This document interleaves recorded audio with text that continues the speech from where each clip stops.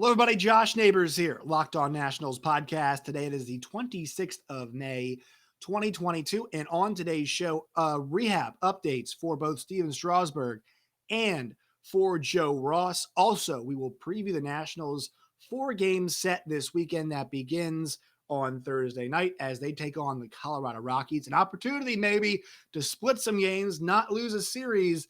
That's coming up on today's show and more right after this. You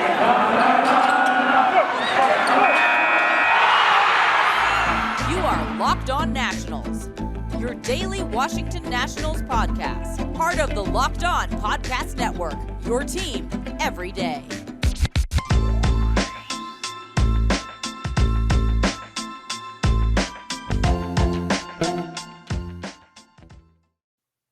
Once again, Josh Neighbors here, Locked On Nationals podcast. Today it's the 26th of May, 2022. Glad you are with us here on this Thursday. Make sure you guys follow us on Twitter at @LO_Nationals. You guys can follow me at Josh Neighbors _. You guys can find the show wherever you get your podcast and on YouTube as well. All right, so before we get down to the Nationals series this weekend with the Colorado Rockies and an opportunity maybe to get a couple games off the boys from Denver.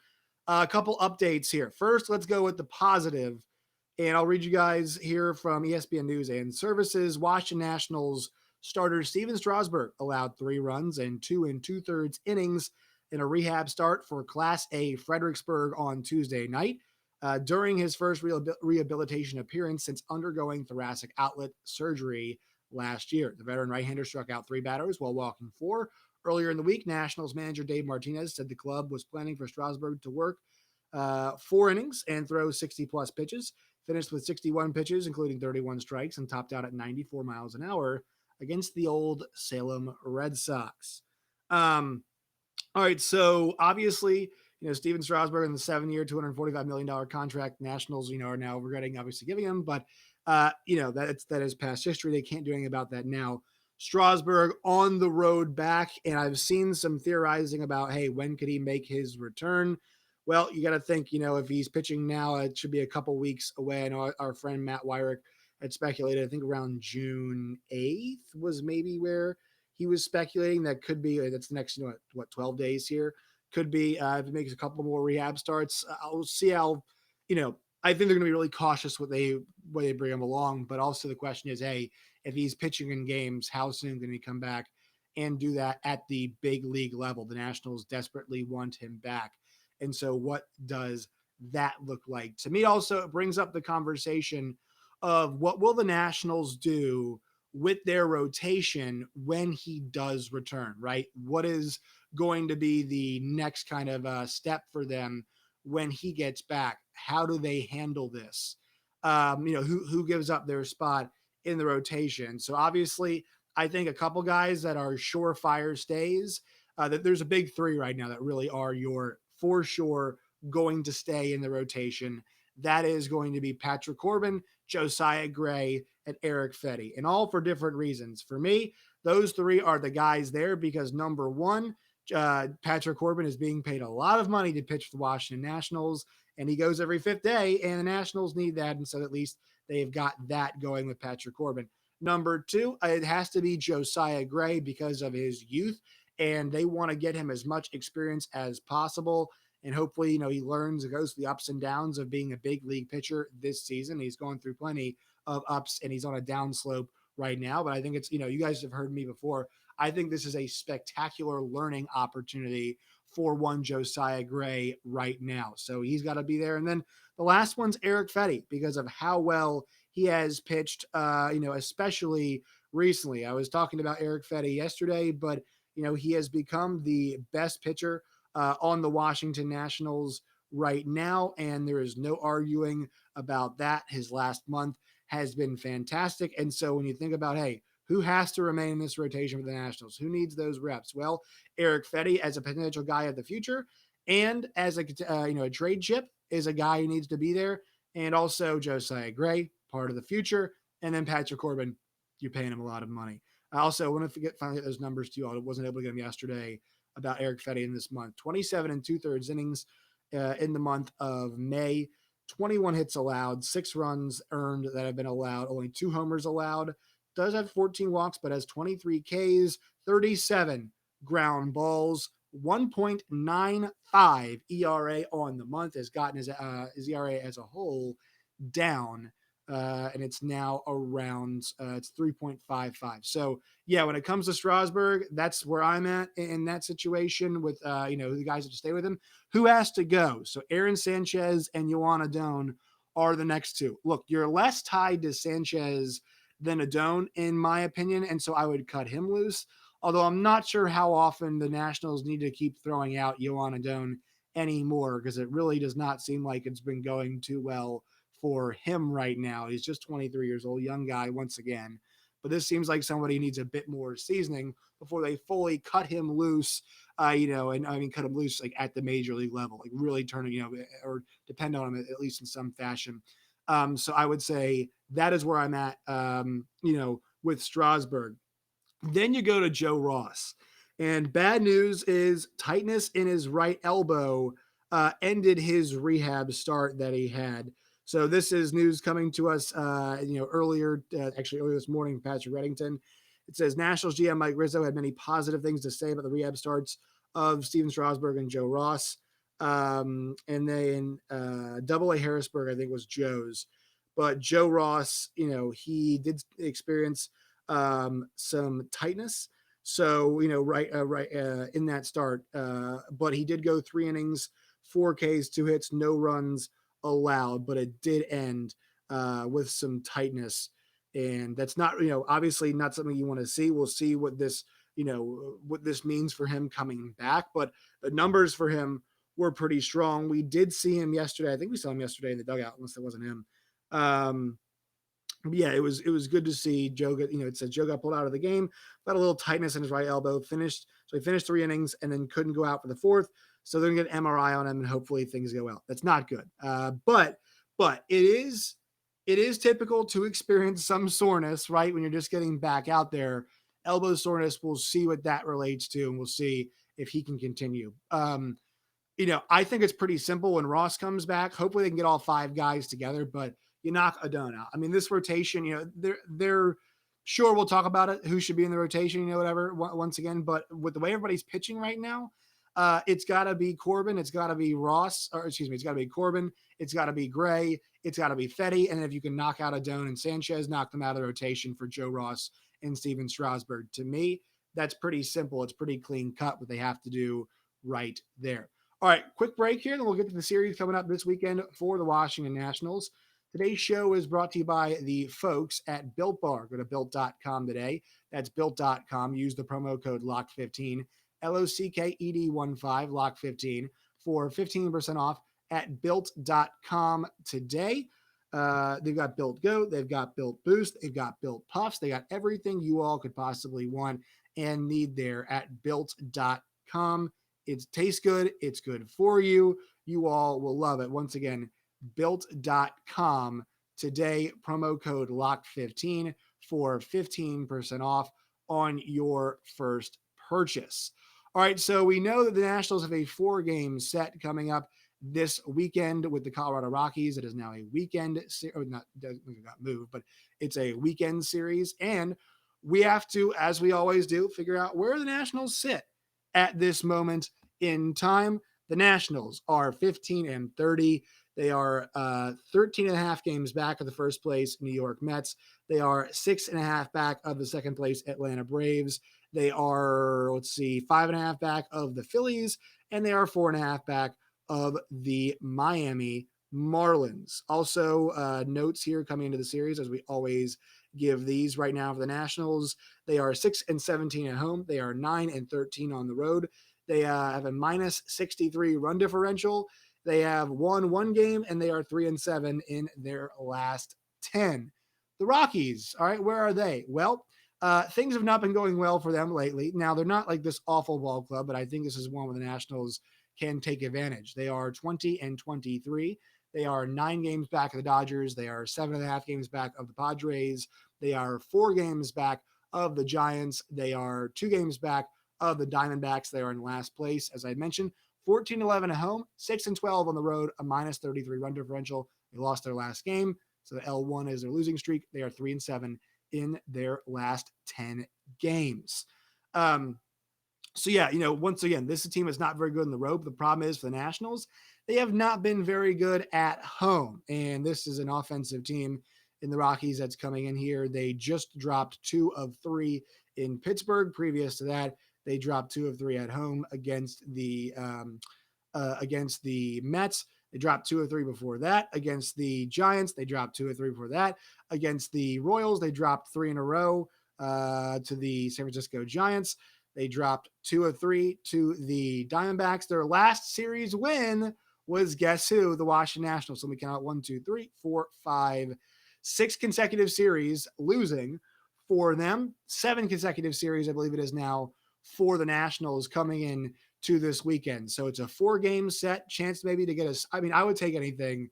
Like, if you're a Nats fan, you got to be taking a split at this point in time, right? With just how things have been going, you'll take a series split.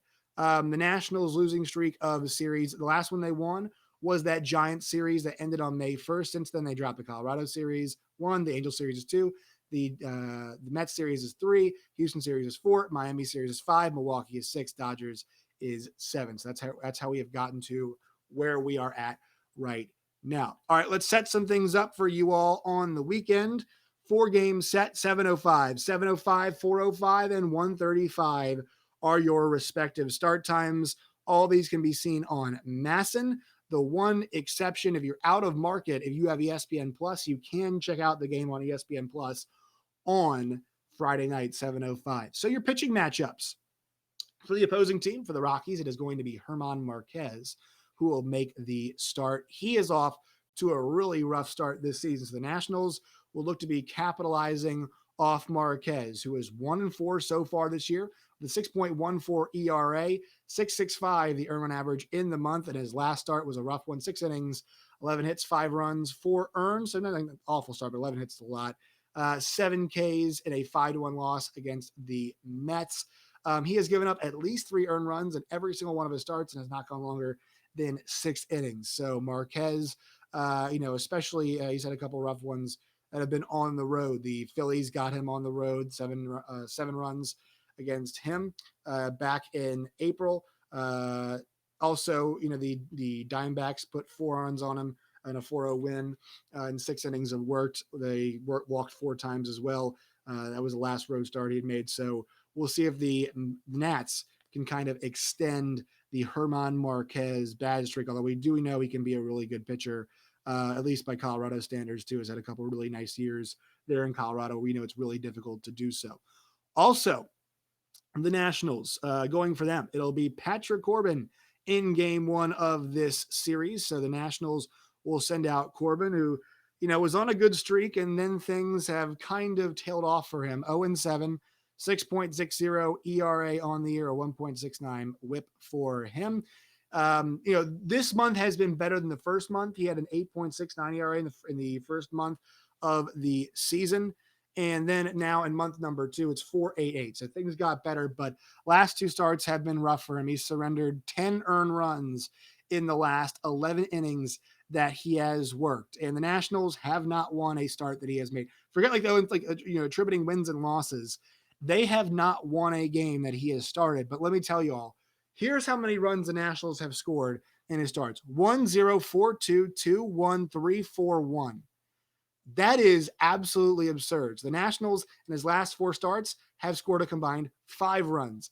In the previous 5 starts that he has made, the Nationals scored, it was actually a bit better in those 5 starts. Let's see, they scored 6, 10, 11. So over the course of the starts that he has made this year, the Nationals have scored 16 runs, it looks like, this year in the 1, 2, 3, 4, 5, the 9 starts he has made. So they're averaging below 2 runs a game per every Patrick Corbin start. They're putting a lot of pressure on him, and he has not been pitching well. That's usually been a recipe for disaster for the Nats this year. Also in the series coming up, so this would be your Friday game, and I like the fact that some of these games, I never know the rhyme or reason to which ones are on ESPN Plus, but this Friday game on ESPN Plus, if you want to go there, it's going to be Austin Gomber going up against Aaron Sanchez, who we mentioned before. Gomber actually had a pretty nice start to the year, 2-4 with a 4.11 ERA and a 1.20 whip last start out. 7 innings, 7 hits, 2 runs, both earned, 2 walks, 13 ground balls in 7 innings, and a 2-0 loss against the Mets. So he's actually been off to a really nice start so far this season. And he did pick up a win already on the year against the Nationals. 6 2/3, 7 hits, 2 runs, and 10 ground balls and 6 Ks as well, 94 pitches against the Nats back on the 4th of May. So it'll be his second go around against the Nats. Had success the first time around. We'll see if the Nats can get to him in his second appearance against the Nats this season. For the Nats, it'll be Aaron Sanchez going. I'm not sure about you guys, but I can't wait for him to be out of the rotation. I think I've seen enough Aaron Sanchez. He has had a couple nice moments, but he's 3-3 with a 7.16 ERA and a 1.70 whip and a 27 2/3 innings pitch. He has struck out 13 though. Last time out, I do have to mention, like, it was a better start. And the Nationals actually have won 3 of the games that he started in. Five innings, 7 hits, 2 runs, 1 homer, 2 walks, 1 K. Did get 12 ground balls in that game against Milwaukee. But before that, he got hit pretty good. Roughed up a little bit against the Mets. They did win that game, and then roughed up also against the Rockies before that. So Aaron Sanchez is just really inconsistent, and he's, a guy that's dealt with injury issues throughout his career too. I think is better off probably in the bullpen, but somewhere. But the Nationals, needing a starting pitcher, will toss him out there every 5th day, at least for the time being. Then in the 4th game of the series, it'll be Yohan Adon going for the Washington Nationals against Chad Cole. And, he's had a pretty good year too, 3-2, 3.67 ERA, 1.27 whip on the year. That's been impressive. But this last month for him, he started off with 1.90 ERA in the month of April. In May, 6 flat. And they've lost the last 4 games he's pitched in too. So the Nationals might have an opportunity here against him to get things going. The 29-year-old right-hander from Delaware is coming back home to the East to pitch. Yohan Adon goes out there. He really did struggle. Adon did in his last time out. It feels like for him, it's just, it's going to be inconsistent. He's a young kid who should not be at this level. He's 1-8 with a 6.97 ERA, but the Nationals so short on pitching need him out there right now. And, his numbers have been a little bit better this month, but they've lost the last 6 games where he has pitched, and he has not made it past 5 innings. He's made a 5 full, but he has not made it past 5 innings in his last, 6 starts. Also, he's another guy who's been dealing with the Nationals' bad offense. Last 4 starts, the Nationals have scored a combined 3 runs. They had 10-1 loss, 5-1 loss, 4-1 loss, 3-0 loss. So you're saying, oh, well, he's not giving up too many runs. He's also not making it that far into ball games. That's a huge problem for him too. And he walks a lot of guys as well. So we'll see if Adon can keep the ball in the zone on Saturday against the Rockies. And then the final game of the series, it is going to be Kyle Freeland going up against, I have to double check here, Josiah Gray. So Freeland 1-4 this year with a 4.60 earned run average on the year, a Denver, Colorado native. He has had a lot better month here of May. 28 innings, 3.54 ERA. So he's making quality starts. And the Rockies have won 4 of the 5 games that he has pitched in. Josiah Gray really needs a rebound. We talked about it yesterday. If you guys want to hear more about that, you guys can go back to yesterday's show. But he needs a rebound desperately. He's going to face a tough Colorado lineup to try and get that rebound. This is a guy that we know needs to get back on the horse and needs to learn from these bad starts that he's making. So Corbin, Sanchez, Adon, and Gray going to be starting this weekend for the Nationals. All right, that will do it for today's show. One more quick word from our sponsors before we get out of here. Today's show is brought to you by BetOnline and BetOnline.net. If you guys want to bet on this weekend's baseball action, you guys can go to BetOnline and BetOnline.net today. It's the best place to do so. When you guys do, you'll find a full collection of odds for NASCAR, for football, for basketball, for F1, for college futures as well. UFC, boxing, Gervonta Davis fight this weekend. So you can bet on that over at BetOnline and BetOnline.net today. BetOnline, it's where the game starts. All right, that'll do it for today's show. Make sure you follow us on Twitter at LO_Nationals. You guys can follow me at JoshNeighbors_. Find the show wherever you get your podcast. And you guys can find us on YouTube as well. That will do it. Till next time, my friends. As always, stay safe.